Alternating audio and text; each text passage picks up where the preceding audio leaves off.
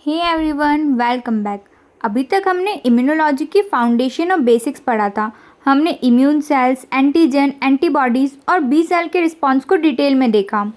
हमने समझा कि एंटीबॉडीज़ पैथोजन को न्यूट्रलाइज करती है, ऑप्सोनाइजेशन करती है और कॉम्प्लीमेंट सिस्टम को एक्टिवेट करती है।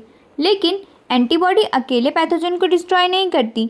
इम्यून सिस्टम में एक ऐसा प्रोटीन नेटवर्क भी होता है जो एंटीबॉडी के सिग्नल से मिलते ही एक्टिवेट होकर पैथोजन पर कोऑर्डिनेटेडली अटैक करता है। ये सिस्टम बैक्टीरिया की मेम्ब्रेन को तोड़ सकता है, फैगोसाइटोसिस को बढ़ा सकता है, इन्फ्लामेशन को इनिशिएट कर सकता है और इम्यून रिस्पॉन्स को इन्फेक्शन साइट तक रिक्रूट करने में हेल्प करता है। इसी कोऑर्डिनेटेड प्रोटीन कैस्केड को हम कॉम्प्लीमेंट सिस्टम बोलते हैं। तो चलिए अब इसी टॉपिक को डिटेल में समझते हैं। कॉम्प्लीमेंट सिस्टम प्लाज्मा प्रोटीन का एक ग्रुप होता है जो नॉर्मली ब्लड में इनएक्टिव फॉर्म में सर्कुलेट करता है। ये प्रोटीन्स लीवर में सिंथेसाइज होते हैं और इन्फेक्शन के टाइम पर एक एक करके एक्टिवेट होते हैं। इस सीक्वेंशियल एक्टिवेशन को कॉम्प्लीमेंट कैस्केड बोला जाता है। कैस्केड मतलब पहले एक प्रोटीन एक्टिवेट होता है और फिर वो अगले प्रोटीन को एक्टिवेट करता है एंड देन थर्ड प्रोटीन, और धीरे धीरे पूरा कैस्केड एम्पलीफाई होता जाता है, बिल्कुल एक डोमिनो इफेक्ट की तरह। अब देखते हैं कि इसे कॉम्प्लीमेंट क्यों बोला जाता है। ये नाम हिस्ट्री से आया था। साइंटिस्ट ने ऑब्जर्व किया था कि एंटीबॉडीज़ बैक्टीरिया को इफेक्टिवली डिस्ट्रॉय तभी करती है जब सीरम का एक हीट सेंसिटिव फैक्टर भी प्रेजेंट हो। ये फैक्टर एंटीबॉडी के फंक्शन को कॉम्प्लीमेंट करता था। इसी वजह से इस सिस्टम का नाम हो गया कॉम्प्लीमेंट सिस्टम। कॉम्प्लीमेंट प्रोटीन्स को जनरली C1 से C9 तक नाम दिया जाता है। ये नंबरिंग एक्टिवेशन ऑर्डर नहीं बताती, ये सिर्फ डिस्कवरी का ऑर्डर बताती है। एक्चुअल एक्टिवेशन ऑर्डर तो अलग होता है। ब्लड में ये प्रोटीन्स इनएक्टिव जाइमोजेंस के फॉर्म में प्रेजेंट होते हैं।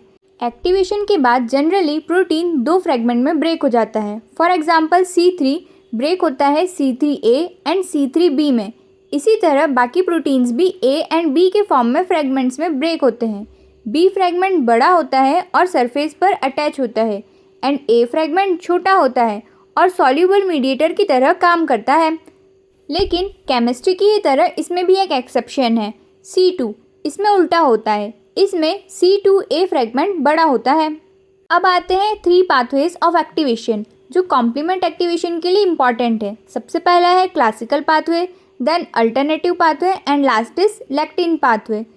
स्टार्टिंग में तीनों पाथवे अलग अलग मैकेनिज्म से वर्क करते हैं, लेकिन डेस्टिनेशन तक आते आते तीनों का डेस्टिनेशन सेम हो जाता है। सारे पाथवे अल्टीमेटली C3 कन्वर्टेज ही बनाते हैं और फिर C5 कन्वर्टेज बनाते हैं and finally membrane attack complex का फॉर्मेशन होता है। सबसे पहले बात करते हैं क्लासिकल पाथवे की। ये एंटीबॉडी डिपेंडेंट पाथवे है। इसका मतलब ये तब एक्टिवेट होता है जब एंटीबॉडी ऑलरेडी पैथोजन के साथ बाइंड कर चुकी होती है। हर एंटीबॉडी क्लासिकल पाथवे एक्टिवेट नहीं करती, सिर्फ IgG और IgM ही एक्टिवेट कर सकते हैं। IgA, IgD और IgE क्लासिकल पाथवे को एक्टिवेट नहीं कर सकते हैं। IgM पेंटामर होता है। एक ही IgM मॉलिक्यूल C1 को एक्टिवेट कर सकता है, लेकिन IgG मोनोमर होता है, इसलिए जनरली 2 एडजेसेंट IgG मॉलिक्यूल की ज़रूरत पड़ती है। इसी वजह से IgM क्लासिकल पाथवे को एक्टिवेट करने में सबसे इफ़िशिएंट एंटीबॉडी है। क्लासिकल पाथवे का फर्स्ट कंपोनेंट है C1 कॉम्प्लेक्स। ये एक्चुअली 3 प्रोटीन्स का कॉम्प्लेक्स होता है, C1Q, C1R एंड C1S। ये एक QRS कॉम्प्लेक्स होता है। C1Q रिकॉग्निशन का काम करता है, R एक्टिवेशन का और S एंजाइम का। जब IgG और IgM एंटीजन के साथ बाइंड करते हैं तब C1Q एंटीबॉडी के FC रीजन को रिकॉग्नाइज करता है। C1Q एंटीजन को नहीं, एंटीबॉडी के FC रीजन को बाइंड करता है और C1Q बाइंड होते ही C1R एक्टिवेट हो जाता है। फिर C1R C1S को एक्टिवेट करता है। अब C1S एक प्रोटीएज की तरह काम करता है और कॉम्प्लीमेंट कैस्केड को ऑफिशियली स्टार्ट कर देता है। एक्टिवेटेड C1S C4 को कट करता है C4A और C4B में। C4B पैथोजन सरफेस पर जाकर अटैच हो जाता है और C4A एक सॉल्युबल मीडिएटर की तरह डिफ्यूज़ करता रहता है। उसके बाद में C1S C2 को भी कट करता है C2A और C2B में। यहाँ पर C2A बड़ा फ्रेगमेंट है और ये जाकर C4B के साथ में अटैच हो जाता है। अब C4B C2A से मिलकर बनता है C4B2A। ये है क्लासिकल पाथवे का C3 कन्वर्टेज। इस एंजाइम का काम है हज़ारों C3 मॉलिक्यूल्स को एक्टिवेट करना। कॉम्प्लीमेंट सिस्टम का सबसे इम्पॉर्टेंट प्रोटीन ही है C3, चाहे क्लासिकल पाथवे हो या अल्टरनेटिव पाथवे या ही लैक्टिन पाथवे, सबका टारगेट है C3 एक्टिवेशन। इसलिए C3 को कॉम्प्लीमेंट कैस्केड का सेंट्रल मॉलिक्यूल भी बोला जाता है। C3 कन्वर्टेज C3 को C3A और C3B में ब्रेक करता है। अब से कॉम्प्लीमेंट रिस्पॉन्स बहुत रैपिडली एम्पलीफाई होने लगता है। C3A एक एनाफाइलोटॉक्सिन है। ये इन्फ्लामेशन को इंक्रीज करता है और मास्ट सेल को एक्टिवेट करता है, वस्कुलर परमिएबिलिटी को भी बढ़ा देता है और इन्फ्लामेटरी रिस्पॉन्स इंक्रीज हो जाता है। C3B इसका सबसे इम्पॉर्टेंट काम है ऑप्सोनाइजेशन। ये पैथोजन की सरफेस पर कोड बनाता है और मैक्रोफेज और न्यूट्रोफिल्स इसी रिसेप्टर को रिकॉग्नाइज करते हैं और फैगोसाइटोसिस को इफिशिएंट बनाता है। इसके बाद में C3 कन्वर्टेज के साथ एक और C3B मॉलिक्यूल अटैच होता है और C4B2A और C3B मिलाकर बनाते हैं C4B2A3B। ये है क्लासिकल पाथवे का C5 कन्वर्टेज। इसका काम है C5 को एक्टिवेट करना और उसके बाद टर्मिनल पाथवे स्टार्ट हो जाता है।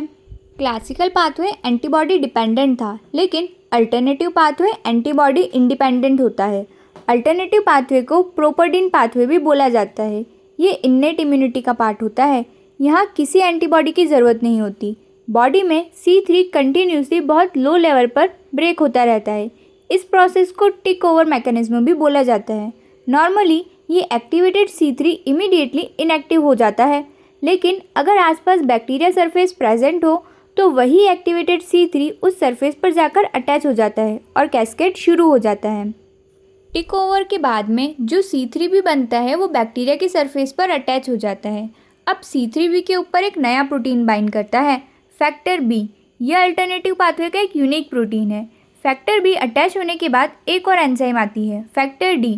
फैक्टर D फैक्टर B को कट करता है और फैक्टर B दो फ्रेगमेंट्स में डिवाइड हो जाता है, BA fragment and BB fragment. BB surface पर अटैच रहता है, जिसके रिजल्ट में C3B BB ये अल्टरनेटिव पाथवे का C3 कन्वर्टेज है। लेकिन ये कॉम्प्लेक्स बहुत अनस्टेबल होता है, इसलिए एक स्टेबलाइजिंग प्रोटीन आता है, प्रोपर्डीन, फैक्टर P। प्रोपर्डीन C3 कन्वर्टेज को स्टेबलाइज करता है और यही अल्टरनेटिव पाथवे का एक यूनिक फीचर है। अब C3 कन्वर्टेज कंटिन्यूसली नए C3 मॉलिक्यूल्स को एक्टिवेट करता रहता है और ज़्यादा C3 भी बनाता है और नए C3 कन्वर्टेज बनते रहते हैं। इसी प्रोसेस को बोलते हैं एम्प्लीफिकेशन लूप। इसी कारण अल्टरनेटिव पाथवे बहुत रैपिडली स्प्रेड करता है। जब एक और C3B molecule existing C3 convertase के साथ अटैच होता है तब बनता है C3B BB C3B। यह अल्टरनेटिव पाथवे की C5 कन्वर्टेज है और इसके बाद क्लासिकल पाथवे की ही तरह यह कंटिन्यू करता है टर्मिनल पाथवे। अब आप सोच रहे होंगे कि अगर अल्टरनेटिव पाथवे कंटिन्यूसली एक्टिवेट रहता है तो हमारी बॉडी के सेल्स क्यों नहीं डिस्ट्रॉय होते? क्योंकि हमारी बॉडी के सेल्स के पास एक प्रोटेक्टिव प्रोटीन होता है, फैक्टर H और factor I। Factor H host cell पर C3B को रिकॉग्नाइज करता है। फैक्टर I उस C3B को इनएक्टिव बना देता है, जिसके रिजल्ट में होस्ट सेल सेफ रहती है और बैक्टीरिया डिस्ट्रॉय हो जाता है। अब बात करते हैं तीसरे पाथवे की, लैक्टिन पाथवे। ये भी एंटीबॉडी इंडिपेंडेंट है, लेकिन अल्टरनेटिव पाथवे से इसका मैकेनिज्म थोड़ा सा डिफरेंट है। बॉडी के पास एक प्रोटीन होता है, मैनोज बाइंडिंग लैक्टिन MBL। ये बैक्टीरिया के सरफेस पर प्रेजेंट मैनोज शुगर को आइडेंटिफाई करता है और ह्यूमन सेल की सरफेस पर तो ये पैटर्न नॉर्मली प्रेजेंट ही नहीं होता। इसी वजह से डिस्क्रिमिनेशन हो पाता है बैक्टीरिया और ह्यूमन सेल्स के बीच में। MBL बाइंड करते ही एक्टिवेट होते हैं MBL associated serine protease 1 and 2। इनका रोल क्लासिकल पाथवे के C1R और C1S जैसा ही होता है। ये डायरेक्टली C4 और C2 को एक्टिवेट कर देते हैं। उसके बाद में C4B और C2A C3 कन्वर्टेज बनाते हैं, जो कि क्लासिकल पाथवे में थी। इसलिए लैक्टिन पाथवे बहुत जल्दी क्लासिकल पाथवे से जाकर मर्ज हो जाता है। C3 के बाद में सब एक ही कॉमन पाथवे को फॉलो करते हैं। तीनों पाथवे से C5 कन्वर्टेज का फॉर्मेशन होता है। अब ये एंजाइम C5 प्रोटीन को कट करती है C5A और C5B में। ये दोनों fragments completely different function perform करते हैं। सबसे पहले C5A, ये सिर्फ एक फ्रेगमेंट नहीं है, ये इम्यून सिस्टम का सबसे पावरफुल इन्फ्लामेटरी मीडिएटर है। इसका पहला फंक्शन है कीमोटैक्सिस। कीमोटैक्सिस का मतलब है इम्यून सेल्स को इन्फेक्शन साइट की तरफ अट्रैक्ट करना। जैसे न्यूट्रोफिल, मोनोसाइट और मैक्रोफेजेस C5a के सिग्नल को फॉलो करते हुए इन्फेक्शन साइट तक पहुंच जाते हैं। बिल्कुल वैसे ही GPS किसी डेस्टिनेशन तक गाइड करता है। C5a इम्यून सेल्स के लिए एक केमिकल GPS की तरह काम करता है। C5a सिर्फ कीमोटैक्सिस ही नहीं करता, ये मास्ट सेल और बेसोफिल्स को भी एक्टिवेट करता है, जिसके रिजल्ट में हिस्टामिन रिलीज होता है, वैसोडाइलेशन होता है और वस्कुलर परमिबिलिटी इंक्रीज होती है। साथ ही इन्फ्लामेशन भी होता है। इसी वजह से C5a को एनाफाइलोटॉक्सिन भी बोला जाता है। एक्चुअली कॉम्प्लीमेंट सिस्टम में 3 एनाफाइलोटॉक्सिन्स होते हैं, C3a, C4a एंड C5a, लेकिन इनमें से सबसे पावरफुल है C5a। अब बात करते हैं C5b की। C5b का रोल इन्फ्लामेशन में नहीं है, इसका रोल है फाइनल किलिंग मैकेनिज्म में। इसके बाद सीक्वेंशियली प्रोटीन्स अटैच होते रहते हैं। C5b, C6, C7, C8 and C9 ये मिलकर बनाते हैं मेम्ब्रेन अटैक कॉम्प्लेक्स या MAC।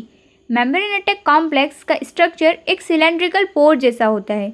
ये पैथोजन की मेम्ब्रेन में होल बना देता है और वाटर कंटिन्यूसली सेल के अंदर जाता रहता है और आयंस बाहर की साइड मूव करने लगते हैं। सेल का ऑस्मोटिक बैलेंस डिस्टर्ब हो जाता है, जिसके कारण सेल स्वेल हो जाती है और फाइनली रप्चर होकर मर जाती है। इसी प्रोसेस को बोलते हैं complement mediated cytolysis. MAC complex specially effective है ग्राम नेगेटिव बैक्टीरिया के against, for example Neisseria species. इसी वजह से जिन पेशेंट्स में मैक प्रोटीन डिफिशिएंट होता है उनमें रिकरेंट नाइजीरिया इन्फेक्शन बहुत कॉमन होता है। अब एक बार पूरा कॉम्प्लीमेंट सिस्टम को समराइज़ कर लेते हैं। कॉम्प्लीमेंट सिस्टम सिर्फ बैक्टीरिया को लाइसिस नहीं करता, ये मल्टीपल फंक्शंस परफॉर्म करता है। इसका सबसे इम्पॉर्टेंट फंक्शन है ऑप्सोनाइजेशन। C3b पैथोजन की सरफेस पर कोड बना देता है और मैक्रोफेज और न्यूट्रोफिल्स के रिसेप्टर C3b को रिकॉग्नाइज करते हैं। फैगोसाइटोसिस बहुत इफ़िशिएंट हो जाती है। इसी वजह से C3b की डिफिशियंसी से बैक्टीरियल इन्फेक्शंस बहुत ज़्यादा होते हैं। दूसरा फंक्शन है cell lysis. Membrane attack complex directly pathogen की मेम्ब्रेन को डिस्ट्रॉय करता है। Third function is inflammation. C3a, C3b और C5a इन्फ्लामेटरी मीडिएटर्स हैं।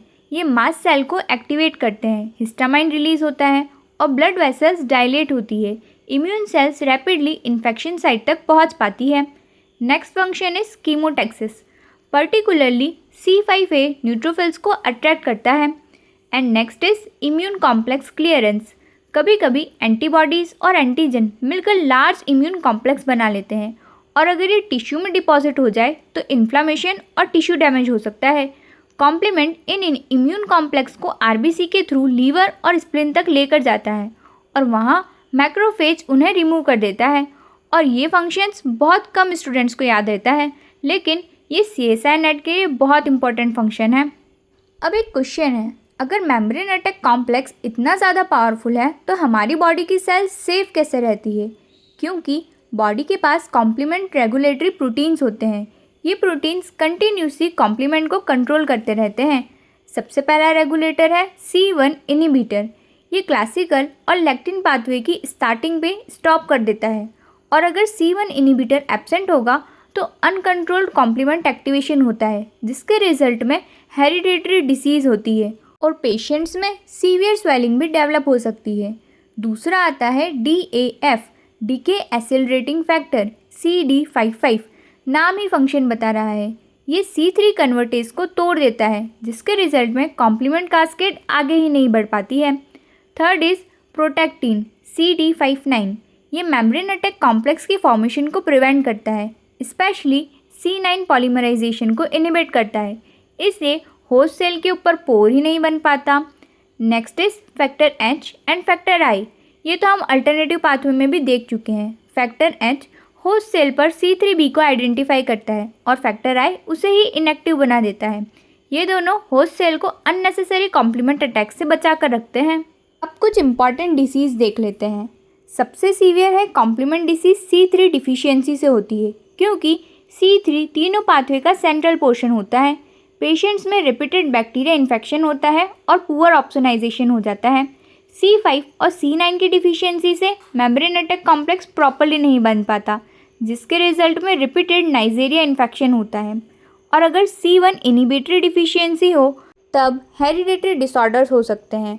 और अगर CD59 की डिफिशियंसी हो तो हीमोलाइटिक अनीमिया हो सकता है। अब कॉम्प्लीमेंट सिस्टम तो पूरी तरह यही कंप्लीट होता है। नेक्स्ट वीडियो में हम MHC कॉम्प्लेक्स पढ़ेंगे। तब तक के लिए आप इससे रिलेटेड PYQ क्वेश्चन लगाइए और थ्योरी रिवाइज कीजिए। मिलते हैं नेक्स्ट वीडियो में। Thank you so much for watching.